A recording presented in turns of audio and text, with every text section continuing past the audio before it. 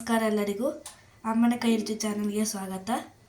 ಇವತ್ತು ನಮ್ಮಮ್ಮ ಎಣ್ಣೆ ಬದ್ನಿಕಾಯಿ ಪಲ್ಯ ಹೆಂಗೆ ಮಾಡುತ್ತೆ ಹೇಳ್ಕೊಡ್ತಾರೆ ಬರ್ರಿ.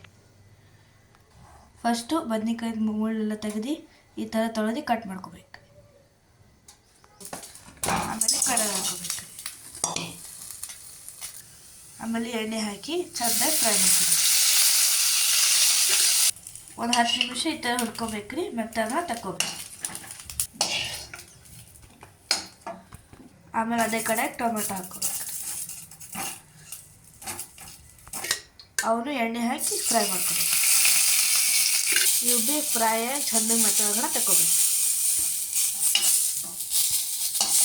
ಈ ಸ್ವಲ್ಪ ಟೊಮೆಟೊ ತಣ್ಣ ಆಗೋಣ ಮಿಕ್ಸಿ ಜಾರನ್ನ ಹಾಕೋಬೇಕು. ಈಗ ಉಪ್ಪು ಹಾಕೋಬೇಕು, ಅರಿಶಿಣ ಹಾಕೋಬೇಕು, ಖಾರ ಹಾಕೋಬೇಕು. ಆಮೇಲೆ ಒಂದು ಸ್ವಲ್ಪ ಬೆಳ್ಳುಳ್ಳಿ ಪೇಸ್ಟ್ ಹಾಕೋಬೇಕು. ಆಮೇಲೆ ಕೊತ್ತಂಬರಿ ಹಾಕೋಬೇಕು. ಚೂರು ಬೆಲ್ಲ ಹಾಕೋಬೇಕು. ಈಗ ಶೇಂಗಾ ಹಿಂಡಿ ಹಾಕೋಬೇಕು. ಈಗ ಸಬ್ಜಿ ಮಸಾಲೆ ಹಾಕೋಬೇಕು. ಇದೆಲ್ಲ ಸಣ್ಣಗೆ ಗ್ರೈಂಡ್ ಮಾಡ್ಕೊಬಾರ್ದು ನೋಡಿರಿ, ಈ ಥರ ಪೇಸ್ಟ್ ಮಾಡ್ಕೋಬೇಕು. ಆಮೇಲೆ ಅದೇ ಕಡೆ ಎಣ್ಣೆ ಹಾಕೋಬೇಕು.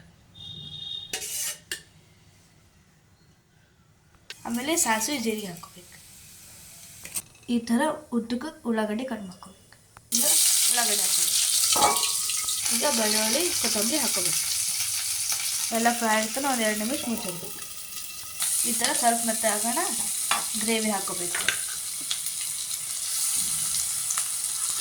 ಅದೇ ಮಿಕ್ಸರ್ ಒಳಗೆ ನೀರು ಹಾಕಿ ಮಿಕ್ಸ್ ಮಾಡಿ ಮತ್ತೆ ಹಾಕೋಬೇಕು. ಉಪ್ಪು ಸ್ವಲ್ಪ ಕಮ್ಮಿ ಬಿದ್ದರೆ ಈ ಟೈಮ್ನ ಹಾಕೋಬೇಕು.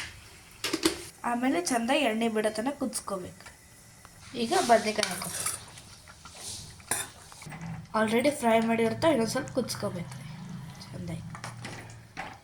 ನೋಡಿರಿ, ಎಣ್ಣೆ ಬದನೆಕಾಯಿ ಪಲ್ಯ ತಯಾರಾಯಿತು. ನೀವು ಭೀ ನಿಮ್ಮ ಮನೆಗೆ ಮಾಡ್ಕೊಂಡು ಹೆಂಗಾಗ್ಯದ ಅಂತ ಹೇಳಿ.